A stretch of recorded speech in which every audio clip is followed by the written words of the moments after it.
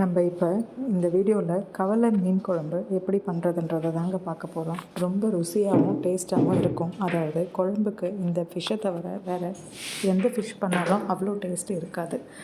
அதுக்கு ஒரு 1/2 கிலோ கவலை மீனை வாங்கி நல்லா க்ளீன் பண்ணி கழுவி வச்சுருங்க.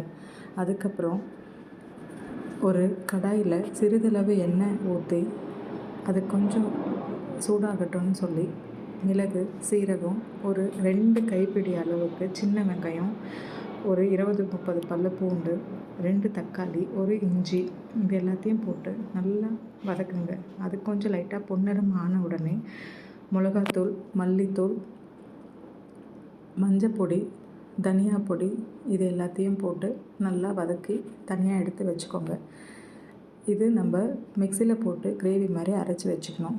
அதுக்கப்புறம் ஒரு பாத்திரத்தில் பெரிய எலுமிச்சம்பழ அளவுக்கு புளி எடுத்து அதை ஒரு சுடு தண்ணியில் ஒரு 5 மினிட்ஸ் ஊற வச்சு அதுக்கப்புறம் புளி கரைச்சல் பண்ணிக்கோங்க.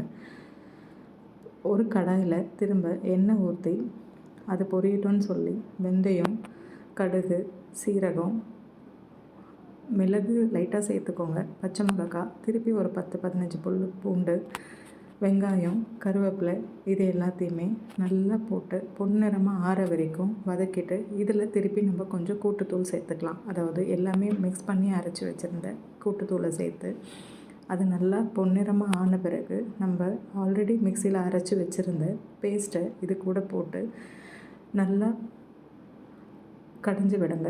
அதுக்கப்புறம் தேவையான அளவு உப்பு போட்டு நம்ம புளிக்கரைச்சல் பண்ணி வச்சுருந்தோம் இல்லையா, அதை அந்த தண்ணி கூடயே அந்த கரைச்சலே போட்டு நல்லா கலந்துக்கிட்டிங்கன்னா ஒரு எண்ணெய் பிரிஞ்சு வர டைமில் நம்ம அரிஞ்சு வச்ச மீனை அதில் போட்டால் சுவையான ரொம்ப டேஸ்டான மீன் குழம்பு ரெடி ஆகிடுச்சு.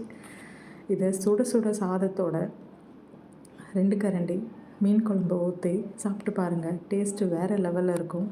நான் என் வீட்டில் பண்ணேன். வீட்டில் இருக்கவங்களுக்கு எல்லாருக்கும் பிடிச்சது. உங்களுக்கு பிடிச்சிருந்தா கமெண்ட் பண்ணுங்கள். தேங்க்யூ.